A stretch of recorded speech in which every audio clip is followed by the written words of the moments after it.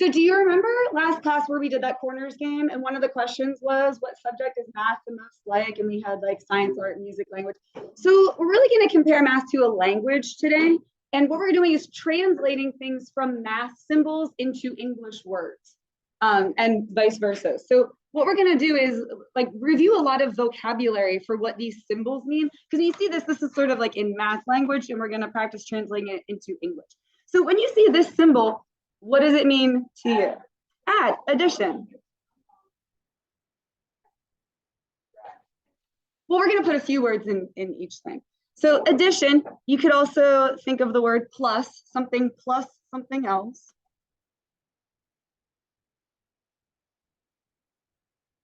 Or sum, so you could say the sum of something and something. That means that you're going to add them together. You could say more than, so you have something and then more than by this amount, you're going to add it together. Or you could say increased by. Something is increased by something else. All of those mean that you're going to end up with more than what you had before. So kind of going off of that and sort of like picking words that are similar to these, except for this symbol, this would mean what? Yep, subtraction.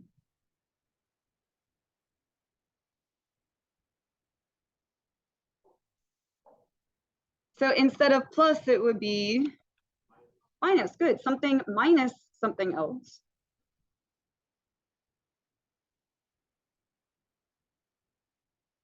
This is kind of a weird word, but instead of sum, do you know what it is? Difference. Good. Got your back there. So like if you want to know the difference between two things, you would subtract them. It's like how much different are they? What is the amount in between them? The difference you would subtract. So more than, you would say less than. Or decreased by. It is a lot of words because we have a lot of words that are synonyms. So there's like a lot, bless you, a lot of different ways that you can say stuff. All right, so we've got this division symbol. It's the bar with like a dot on the top and a dot on the bottom. Instead of that symbol, you could also have a fraction bar. And that also means to divide. So if you have something over something else, fractions always frighten people. And I get it, but just remember, it's one thing divided by another thing. That's all that it is. Something divided by something else, right? So division or divided by. And I also know that my handwriting is very loopy. If there's anything you can't read, please just ask. I'm not offended at all. Like I will just read it to you. And then there's another word for this. I'll be impressed if anyone knows this, or we'll play hang in. Sum is for adding, difference is for subtracting. Do you know what that kind of word is if you're dividing? Oh, good. Say that louder. Quotient. Quotient. As a heads up, I'm a very poor speller because like I have that math brain. So like I can spell a lot of math terms, but like otherwise I'm a very poor speller when it comes to spelling.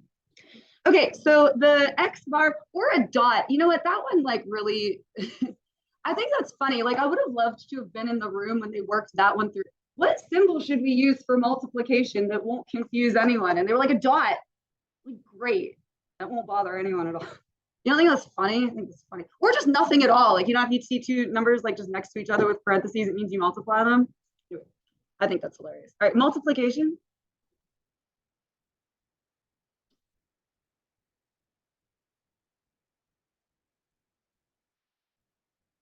Or times. So something times something else. So like you have 2 3 times. It'd be 2 times 3 is 6. And then does anyone know this one? We have sum, difference, quotient. What is it when you're multiplying? Product, good.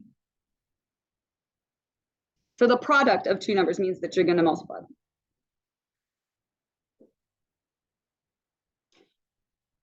And then this one is equal or equivalent, means the same.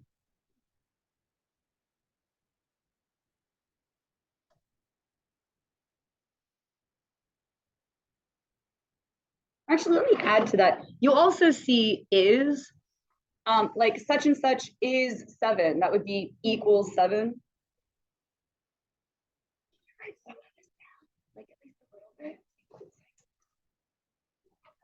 All right, we're getting into the more advanced ones here. Do you remember what this means? Good, absolute value.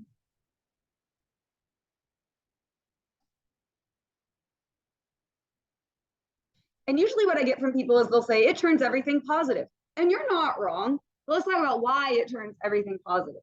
An absolute value is a distance from 0. And a distance can't be negative. The way I always explain this is just running around the room. Now this won't be on the video because I'm not under the projector, but this is your number line. I'm standing at 0. Give me a small number, like a 7. Okay, how can I be 7 units away from 0?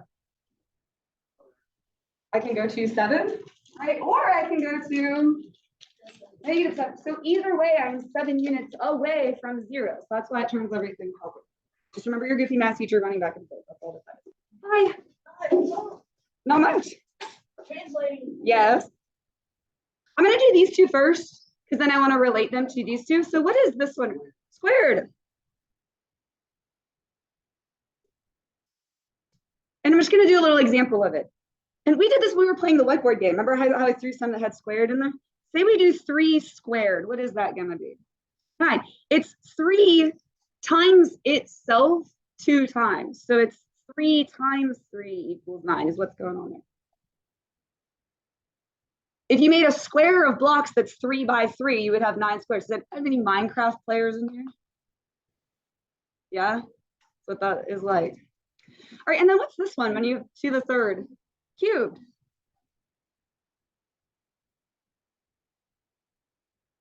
Now after that, we run out of names. We have squared and cubed, and then after that, it's just to the 4th, to the 5th, to the 6th. But let's just stick with 3. Say you have 3 cubed. Think about it for a second. It's 3 times 3 times 3, which would be what? Which would be 27. Good. 3 times 3 times 3.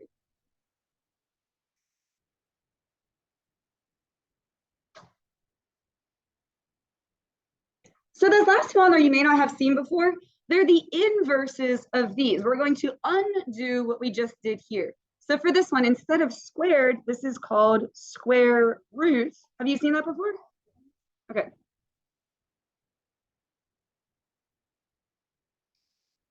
And I'm just going to draw a picture to illustrate it for you. I'm going to go with this same example. So say you have a square, and I guess if you don't want to draw this fine, but like I'm just going to try and illustrate it for you. You have a square that is 3 by 3. Do you see how you have 9 like little blocks? So your square root of 9 is 3. So when you go to square root something, you're thinking, well, what would each side of the square be to get that number? So let's try one. What would be the square root of 36? 6, because it would be 6 by 6 making a square. How about the square root of 81? Awesome, you guys rock. You are? And then what about this one? I think, yeah, that's what I heard somebody say back there. Cube root. Have you seen that one before too? Awesome. So I will attempt to draw this one as well. Make a cube that's like 3 by 3. Again, like if you don't want to draw it, that's okay. I'm just trying to illustrate it for you.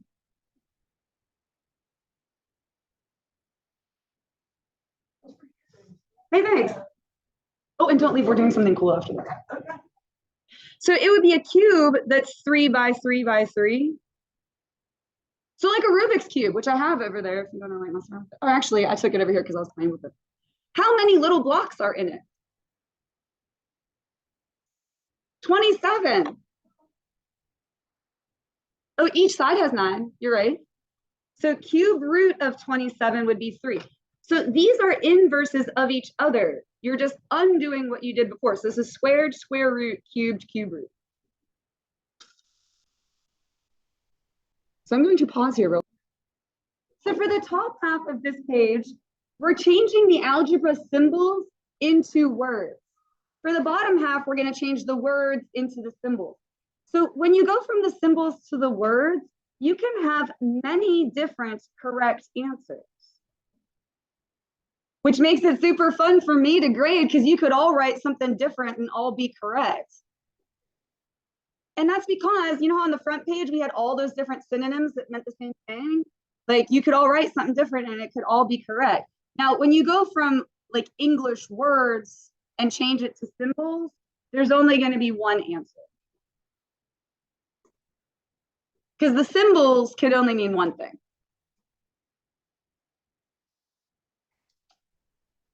Now for the variable, which is x, variable can stand for anything. It varies. It is a variable. It's like in place of a number. So for the x, we're going to say a number. So this one would be a number plus 3. You are going to do a little bit of writing with it. I mean, we're translating from symbols into English. So yes, go ahead. So instead of x, you just have to say a number. But that's awesome because that was going to be my next question. Hey, what's another way we could write this? Now, I'm not going to have you write 20 different things for each one of these, but let's just talk about it. So what did you say? You have to say a number. A number plus 3. But look back at the other page. What were some other things instead of plus that we could have said? Addition of a number and 3. The sum of a number and 3. Do you see how there's like a lot of possible right answers? Good job. Awesome. Okay, and I'm not going to make you write all of those, but like we'll just talk about it. Okay. So this one would be 2 times a number and 3. Oh, I'm sorry, plus 3 for the addition. So it's 2 times a number plus 3. You could also say double a number plus 3. You could say the sum of 2 times a number and 3. You're coming with me on that? Okay. So for this one, this would be 2 times the sum of a number and 3. Now that one you kind of have to say that way because of the parentheses, because you're doing 2 times the whole amount. It's 2 times that quantity. So I guess you can always throw the word quantity in there whenever you see parentheses. 2 times the quantity of a number plus 3. Or you could say 2 times the sum of a number and 3. Please write this down. I'm going to be like begging soon. All right, thoughts on this one? Anyone want to throw something out there? It's n instead of x, but it doesn't matter. It's still a variable. It's a placeholder for something else. A number squared, perfect. A number squared minus 5.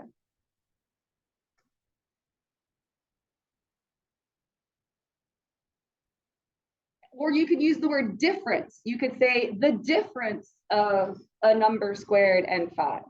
Like there's a lot of options.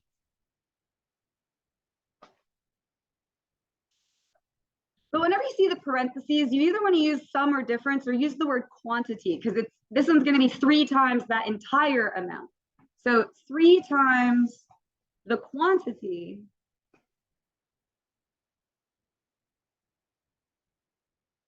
of a number squared minus 5.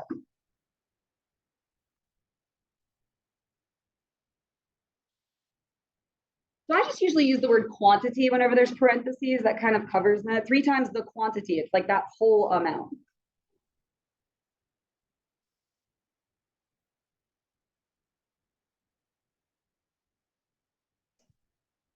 And then for that last one, what do you notice about that? There's an equal sign. And the part on the left is the exact same as what we just did. So if you don't want to write that all again, I don't blame you. It's going to be all of that again. If you want to write all of that again, you can, but it's going to be all that again. And then what? Equals 9. Or is 9. But it would be all of that again equals 9. So again, there's a lot of different correct answers, which is kind of nice. There's like room for interpretation there. Yeah, exactly. Like you can all write something different and still be correct. Now here, there's only going to be one correct answer. So whenever you see than, that's going to cause the order to reverse. It's like being said backwards. I don't know what I can like compare that to. Do you guys take other languages like, do you take Spanish or French? Like, do you know how they put their adjectives after the noun? Like instead of like fast car, they would say like car fast, like kind of like, it's sort of like that, like it reverses it. So if you have 4 less than some number, how would you write that in symbols? 4 less than some number. So it would be x minus 4. The than causes it to reverse. You have some number and you want 4 less than that amount. If you don't want to use x, you can use any letter in the alphabet. I recommend using x because it's just more familiar, but technically any letter will do. Don't use s. Why would s maybe be a not good choice? Looks like a 5, you know, so like usually x or n is what we would use. All right, 5 more than the square root of a number. Or not x squared, but yeah, like square root. I think I knew what you meant. Like verbalizing it can be hard sometimes. But yeah, square root of x plus 5. Perfect. Now that one actually doesn't matter what order you would write that in because when you're adding, the order doesn't make a difference. So you could have written 5 plus square root of x, doesn't matter. All right, 3 less than the cube root of a number is 7. Let's not worry about the is 7 for a second. Let's like, you know, break this into bite-sized pieces. 3 less than the cube root of a number. Yeah, cube root of some number, and then 3 less than that is 7. But kind of like that's a lot. So just cover up the is 7. Like, you know, you can get to that at the end. And then just kind of like put that in. All right, we'll do these couple more and then I'm gonna give you some to like, you can work in your groups. All right, twice the different. Okay, so twice means it's gonna be 2 times something. What does difference mean? That means subtract. So we're gonna have 2 times and then something subtracted. So the difference of a number and 2. So what would go in those parentheses? X minus 2. Perfect, you guys are awesome. And we're getting through this quick, which is nice. All right, 4 times the sum. So it's going to be 4 times like some amount. I think in math, people try to like do the whole thing at once and then it gets overwhelming. I feel like math triggers anxiety for people like that. Just do like one thing that you know 4 times. Okay, and it's going to be 4 times something. And then like take a breath and then look at the next part. The sum. So in here, we're going to add 2 things together. Sum of cube of a number, so that's x cubed. Reading it is key, all right? And 1.